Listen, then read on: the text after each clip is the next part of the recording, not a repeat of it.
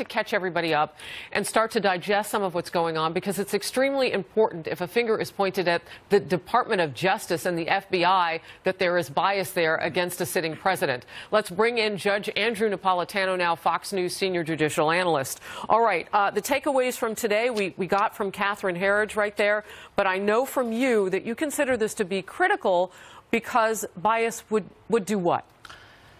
Well, the issue is not, do FBI agents have political opinions and can they express them? Right. The answer to that is yes and yes. The issue is, do those political opinions in any way influence the outcome of their investigation? Now, the Justice Department and the FBI have a lot of procedures to prevent that from happening. FBI agents operate in pairs. Whatever the two discover has to be reviewed by 5 others. Whatever the 5 have reviewed and decided is credible has to be reviewed by Justice Department lawyers.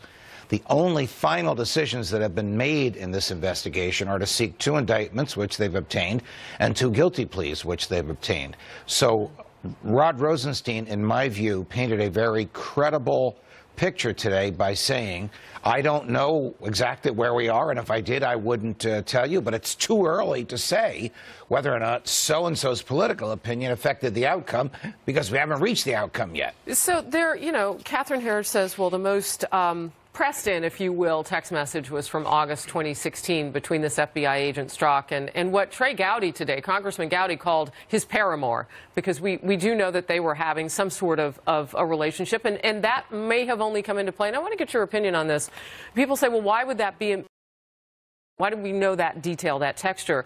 It puts that agent who's going back and forth, wouldn't it, in kind of a capitulated position, because you can bribe that person. There are a lot of things that can go on. The text message to which you refer occurred in August of 2016. Mm-hmm. Donald Trump and Hillary Clinton were running against each other. Bob Mueller's investigation, indeed the investigation into Russian involvement in the campaign, had not yet even started.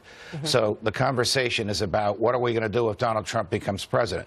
It's taken out of context. We don't know what came before and what came after. Okay, fair enough. So one way to look at it is, we've got to prevent him from becoming president. Another way to look at it is, if he becomes president, we're going to have a Republican attorney general. We're not Republicans. What kind of jobs are you worried that these were going on? They were having a relationship, so people text back and forth. I am not worried that these are going on.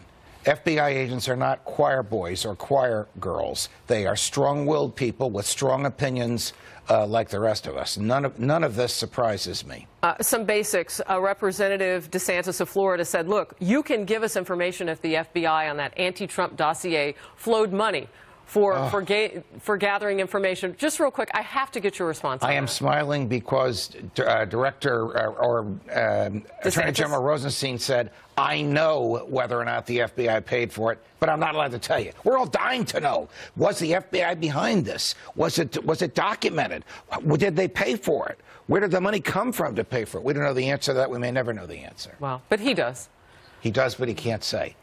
The government thinks that if it keeps certain things secret, it protects the reputation of those it doesn't indict. There's a lot of logic behind that, even though it's frustrating when we want to know the answer.